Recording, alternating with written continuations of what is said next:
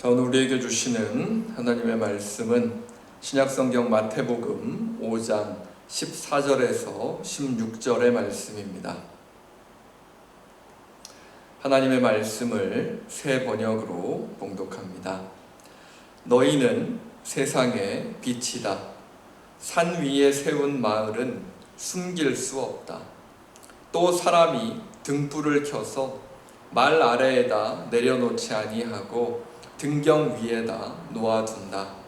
그래야 등불이 집안에 있는 모든 사람에게 환히 비친다. 이와 같이 너희 빛을 사람에게 비추어서 그들이 너희의 착한 행실을 보고 하늘에 계신 너희 아버지께 영광을 돌리게 하여라. 아멘. 지난 주일에는 우리가 하나님의 나라의 백성으로 살아가면서 우리가 이 세상의 소금과 같은 존재이다 라는 예수님의 말씀을 함께 살펴보았습니다. 오늘은 소금에 이어서 빛된 존재로 우리를 말씀하시는 그런 예수님의 말씀을 함께 살펴보고자 합니다.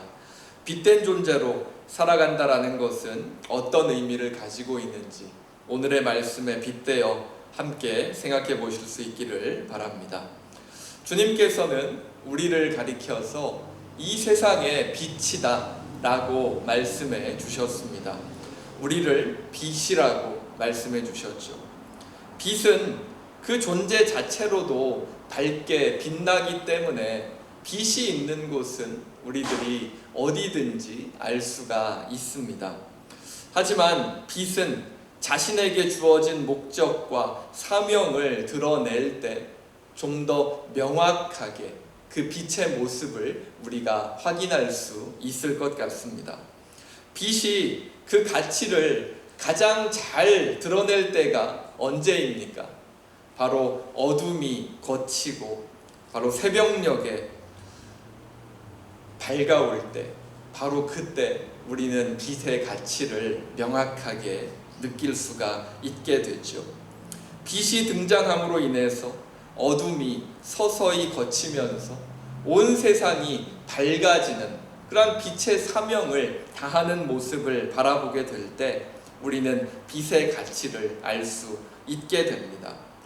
사실 우리는 밤낮 없이 밝은 세상에서 살아가고 있기 때문에 밤에도 마치 낮과 같이 밝은 세상 속에서 밝음과 어두움의 경계를 사실은 명확하게 느끼면서 살아가지는 못합니다.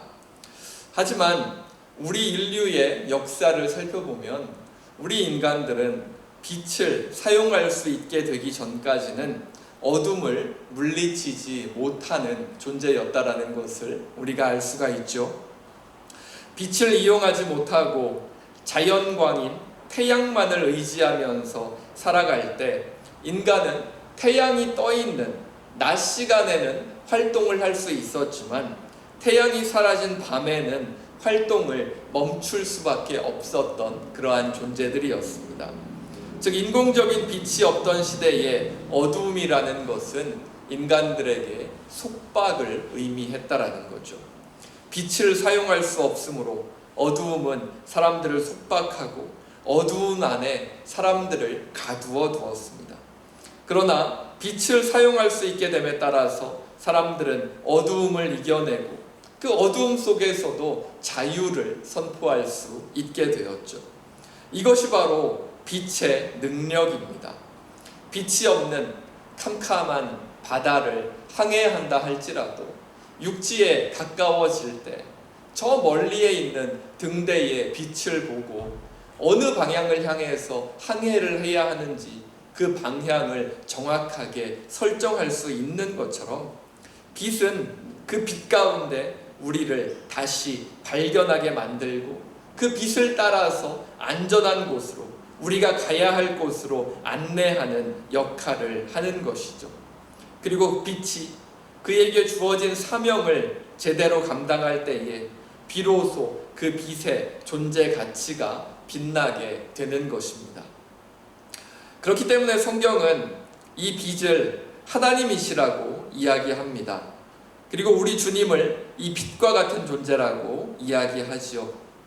우리 요한서신에 나타난 여러 말씀들을 같이 한번 살펴볼까요? 요한 1서 1장 5절입니다. 우리가 그리스도에게서 들어서 여러분에게 전하는 소식은 이것이니 곧 하나님은 빛이시요 하나님 안에는 어둠이 전혀 없다는 것입니다. 요한복음 1장 3절에서 4절 그리고 8장 12절 말씀입니다. 모든 것이 그로 말미암아 창조되었으니 그가 없이 창조된 것은 하나도 없다. 창조된 것은 그에게서 생명을 얻었으니 그 생명은 사람의 빛이었다. 예수님께서 다시 그들에게 말씀하셨다. 나는 세상의 빛이다.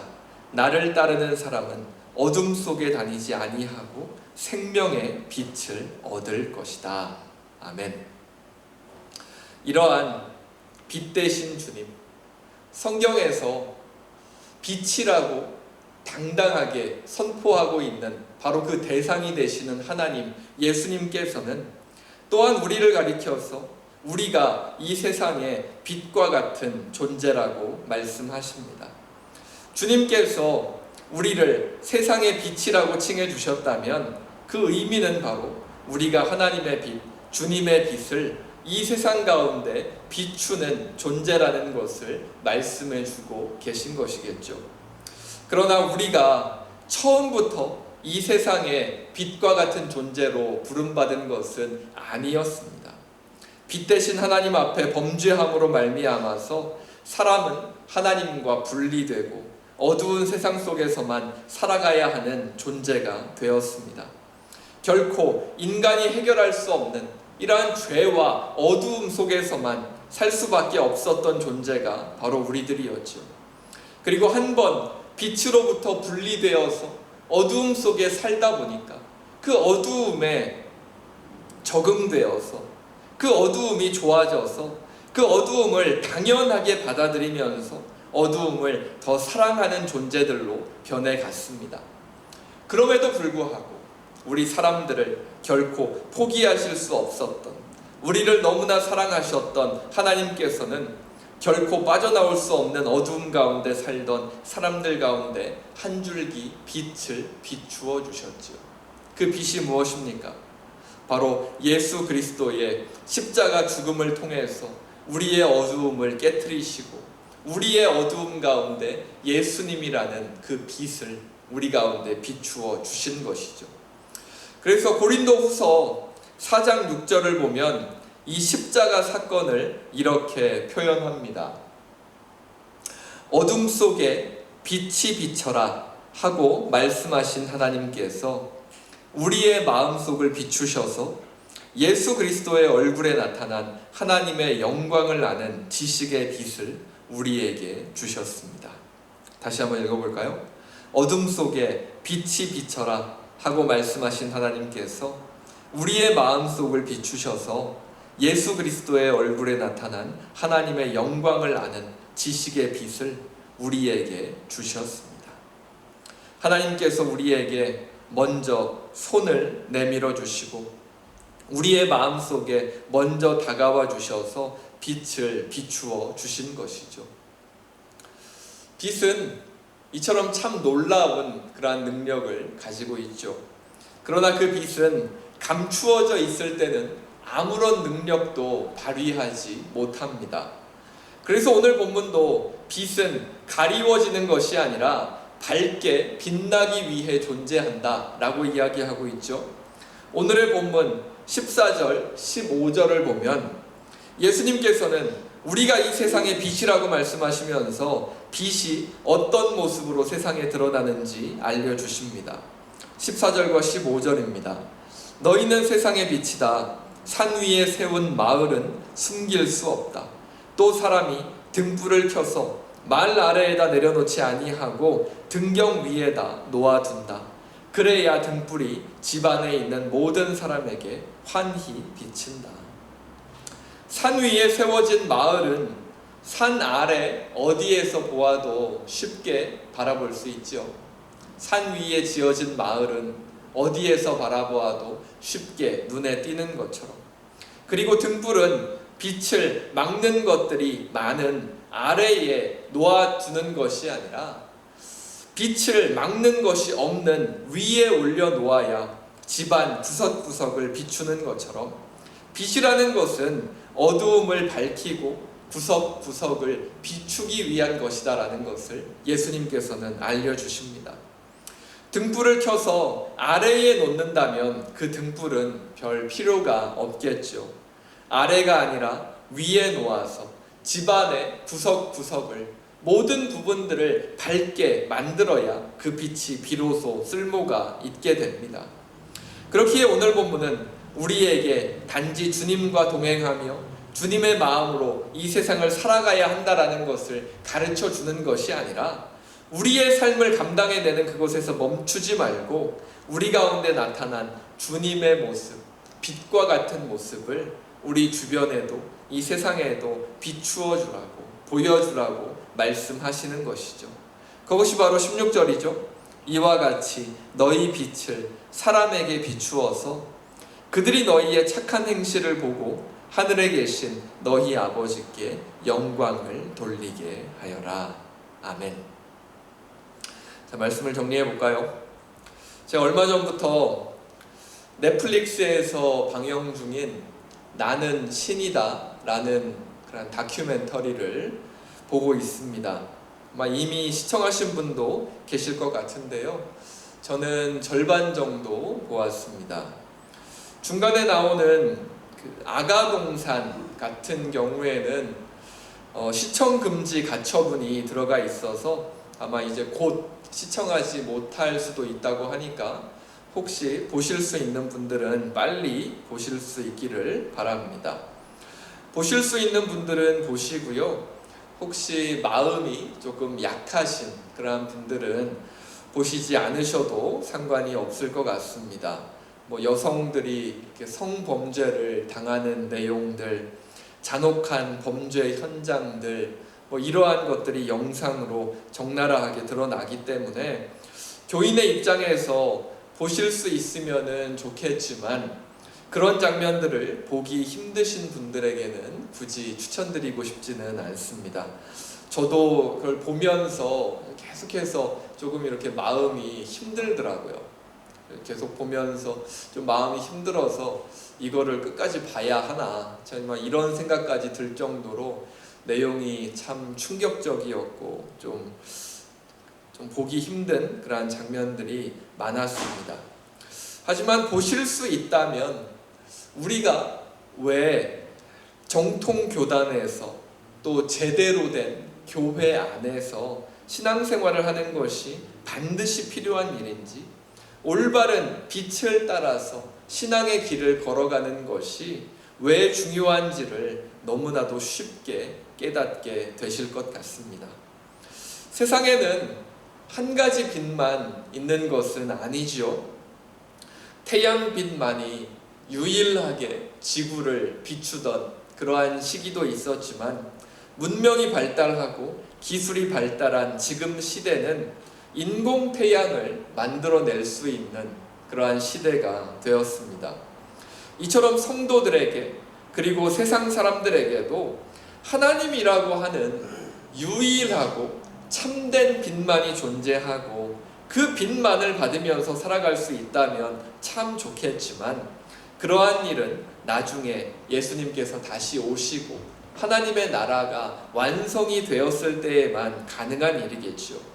아직은 하나님의 나라가 완성을 향해서 가고 있는 그러한 중간 단계를 우리가 살아가고 있기 때문에, 우리가 살아가는 이 세상에는 하나님 외에도 자신이 빛이라고 주장하는 사람들이 너무나도 많이 있습니다. 다큐멘터리에 나오는 정명석만 하더라도 성범죄자에 불과할 뿐이지만 자신을 메시아 그리고 재림 예수로 사람들을 현혹하면서 성착취를 일삼는 그러한 모습을 우리가 볼 수가 있죠. 정명석 외에도 사실 한국에만 2020년 기준으로 자신이 하나님이라고 주장하는 사람이 20명이고요. 재림 예수라고 주장하는 사람들이 50명이 넘는 것으로 파악이 되고 있습니다. 참 대단한 나라죠. 한국이라는 그 나라, 한 나라에만 하나님이 20분이 계시고 재림 예수님이 50분이 계시니까 얼마나 대단한 나라입니까? 이런 현상을 두고 어떤 네티즌이 이런 댓글을 달았더라고요. 조금 마음에 안 드시더라도 좀 참고 들어주시기 바랍니다. 재림 예수가 50명이나 되니까 모두 잡아다가 사형을 시킨 다음에 이제 3일 뒤에 누가 살아나는지 지켜보고 만약에 한 명이라도 살아나면 그 사람을 진짜 재림 예수로 우리가 지금부터 한번 믿어보자 라는 그러한 댓글을 이렇게 밑에다가 이렇게 달아놨더라고요. 재림 예수가 50명이나 되니까 사형을 시켜서 그 중에서 누가 진짜로 살아나는지 한번 우리가 기다려보자 라는 그러한 댓글을 단 걸 본 적이 있습니다. 우리 그리스도교가 사회에서 참 많은 지탄과 조롱을 받기 시작한 것은 벌써 오래된 일이지만 이제 예수님까지 이런 조롱을 받는 그러한 시대를 우리가 살아갑니다. 참 재밌기도 하지만 참 씁쓸하고 안타까운 그러한 모습이죠. 왜 이런 안타까운 일들이 계속해서 벌어지는 걸까요? 사람들에게 참된 빛을 구별할 수 있는 능력이 없기 때문이죠. 사람에게는 누구나 자신이 믿고 싶은 것을 믿을 수 있는 자유가 주어져 있습니다. 하나님께서 인간들을 어찌나 사랑하셨던지 하나님이 아닌 다른 존재들을 믿고 따를 수 있는 자유까지도 우리에게 허락해 주셨습니다. 우리 사람들에게 자유의지를 허락해 주실 때 우리 사람들을 얼마나 사랑하셨던지 하나님이 아닌 다른 존재들까지도 믿고 섬길 수 있는 자유까지 우리에게 허락해 주셨다는 거죠. 사람은 누구나 자신이 믿고 싶은 것을 믿을 수 있고요. 자신이 경험한 것에 비추어서 그리고 자신이 배운 것에 비추어서 자신의 믿음을 결정합니다. 그렇기 때문에 하나님도 한 분이시고 예수님도 한 분이시고 성령 하나님도 한 분이시고 하나님께서 우리에게 주신 하나님의 말씀, 성경이 변하지 않고 우리 모두에게 주어진 지 2000년이라는 시간이 다 되어 가지만 우리 주변에는 다른 하나님도 계시고 다른 예수님도 계시고 각자 믿음에 따라서 해석되는 말씀들이 다 다르지 않습니까? 하나님의 빛과 다른 빛들, 그리고 잘못된 빛, 오염된 빛으로 만들어진 또 다른 어두움들이 너무나도 많은 세상을 지금 우리가 살아가고 있다는 겁니다.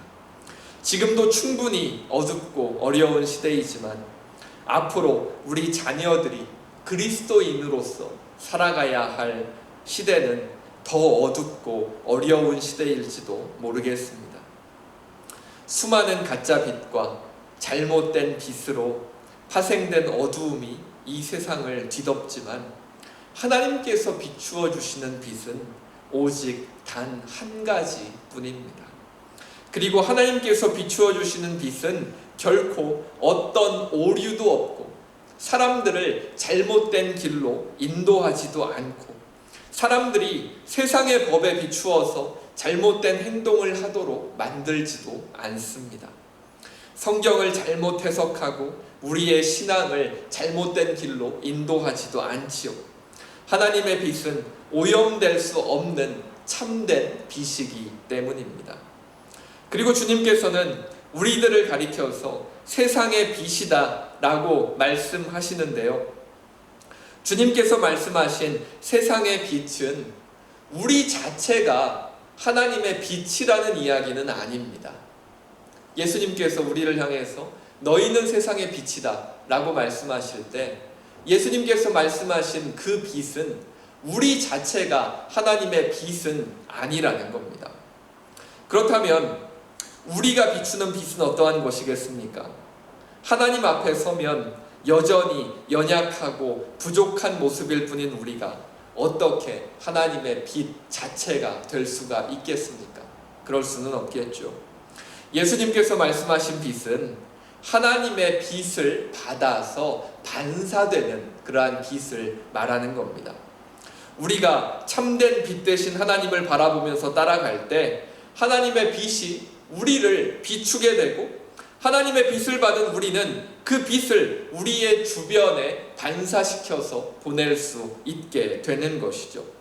그래서 진정한 그리스도인은 참된 하나님의 빛을 자신의 주변에 반사시켜서 밝힐 수 있는 그러한 존재인 겁니다. 그렇기 때문에 우리는 서로가 참된 빛을 받아서 서로를 비출 수 있도록 도와야 하는 그러한 사명이 우리 가운데 주어져 있습니다. 우리가 살면서 늘 빛납니까? 우리의 신앙 가운데 하나님의 빛이 언제나 밝게 빛나고 있습니까? 그렇지 않을 때도 있죠. 어떠한 상황이나 어떠한 계기를 통해서 우리의 신앙이 연약해질 때도 있고, 우리를 비추는 하나님의 빛이 약해질 때도 분명히 있습니다. 하지만 그러한 때 어떻게 하시겠습니까? 내가 빛을 받지 못한다면, 나의 빛이 밝게 빛나지 않는다면, 내가 하나님의 빛을 반사해서 주변을 비추지 못한다면, 우리는 우리 주변에 빛을 받아서 약해져 있는 우리의 빛을 다시 밝게 만들 수도 있지 않겠습니까? 내가 어떤 사정이나 상황 속에서 하나님의 빛을 받거나 밝히지 못할 때 주변에 빛나고 있는 그러한 신앙의 빛으로 말미암아서 그 빛으로 나를 비추어서 약해진 나의 빛을 다시 밝게 만들 수도 있을 겁니다. 그리고 내 주변에 그 빛이 약해지신 분이 있다면 나의 빛으로 그 약해진 빛을 비추어 드려서 그 빛이 다시 강하게 빛날 수 있도록 만들어 드릴 수도 있겠죠. 하지만 단 한 가지, 그 빛은 무조건 올바르고 참된 빛이어야 합니다. 참된 하나님의 빛이 아닌 다른 빛은 우리를 밝게 빛나게 하는 것이 아니라 오염시킬 뿐이기 때문입니다.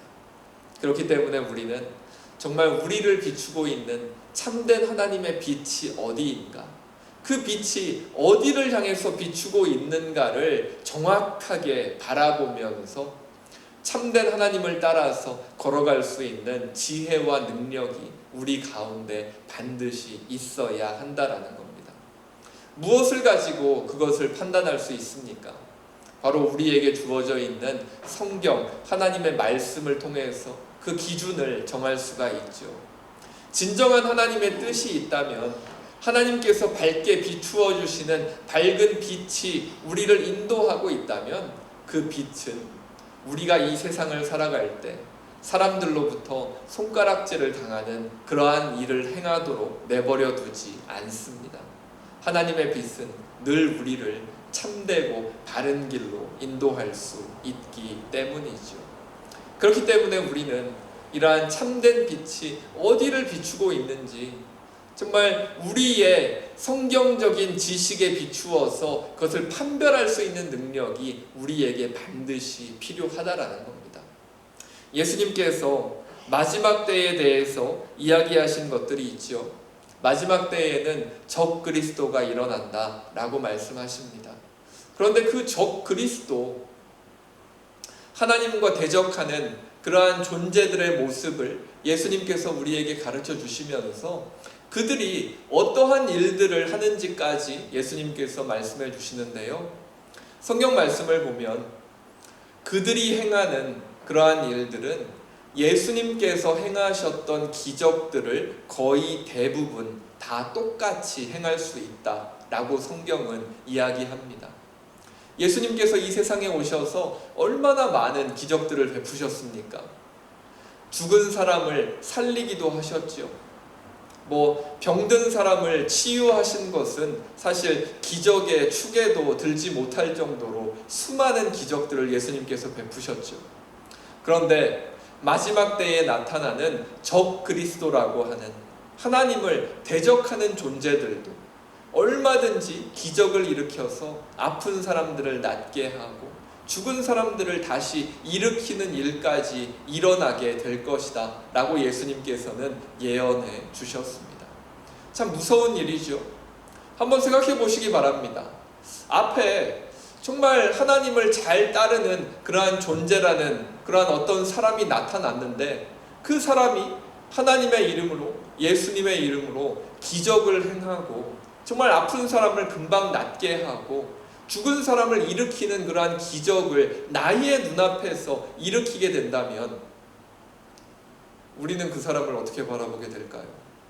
혹하지 않겠습니까? 넘어가지 않을까요? 제가 목사지만 정말 제 눈앞에서 그러한 일들이 일어난다면 정말 혹하지 않고는 버틸 수 없을 것 같습니다. 하지만 예수님께서는 분명히 말씀하시죠. 참된 빛은 오직 하나님 한 분이다. 그리고 그 하나님의 빛과 다른 빛이 우리에게 주어지게 될 것이다. 그렇기 때문에 너희는 하나님을 기준으로, 하나님의 말씀을 기준으로 그 참된 빛과 다른 빛을 구별할 수 있는 능력을 갖추어야 한다 라고 우리에게 말씀하시는 겁니다. 참 어려운 일이죠. 눈앞에서 기적이 일어나는데 정말 우리의 눈에 보기에 다른 것이 하나도 없어 보이는데 그것을 우리가 어떻게 우리의 능력으로 구별할 수 있겠습니까? 하지만 우리가 그것을 어떻게 가능하게 만들 수 있습니까? 하나님의 참된 빛을 우리가 계속해서 받을 수 있다면, 우리가 하나님과 동행하면서 참된 빛 가운데 계속해서 거하고 다른 빛 가운데로 나아가지 않는다면 우리는 참된 빛과 다른 빛을 구별할 수 있는 그러한 능력을 가질 수 있게 될 것입니다. 위조 지폐를 구별하는 방법, 제가 한번 말씀드린 적 있으시죠? 전문적으로 그 일을 하는 사람들이 있지 않습니까? 한국은행 같은 곳에서 이렇게 은행으로 들어온 그러한 지폐들을 구별하면서 이 지폐가 진짜 지폐인지 위조 지폐인지를 구별하는 일을 전문적으로 하시는 그런 분들이 있죠. 그런 분들에게 비결을 물어봤더니 뭐라고 대답했다고요? 참된, 제대로 된 지폐를 구별할 수 있는 방법은 위조되지 않은 진짜 지폐를 계속해서 살펴보는 것입니다 라고 그들이 그 비결을 알려주었습니다. 위조되지 않은 진짜 지폐를 계속해서 살펴보면 나중에는 위조 지폐를 쉽게 구별할 수 있는 능력을 가지게 된다 라고 그들이 그 비결을 나눠주었죠. 신앙도 똑같습니다. 참된 빛 가운데로 나아가면서 제대로 된 신앙을 가지고 정말 하나님께서 우리에게 부어주시는, 우리에게 비추어 주시는 빛을 우리들이 계속해서 받고 올바른 신앙의 길을 계속해서 우리들이 걸어갈 수 있다면 우리는 다른 복음이 우리들에게로 다가와서 우리를 유혹한다 할지라도 우리는 참된 것과 거짓된 것을 구별하면서 참된 길로 나아갈 수 있는 힘을 가질 수 있게 될 것입니다. 너희는 세상의 빛이다 라고 말씀하신 예수님의 말씀을 함께 살펴봤습니다. 내가 신앙의 길을 걸어가면서 하나님으로부터 받고 있는 빛은 어떠한 빛인가 늘 점검해 보실 수 있기를 바랍니다.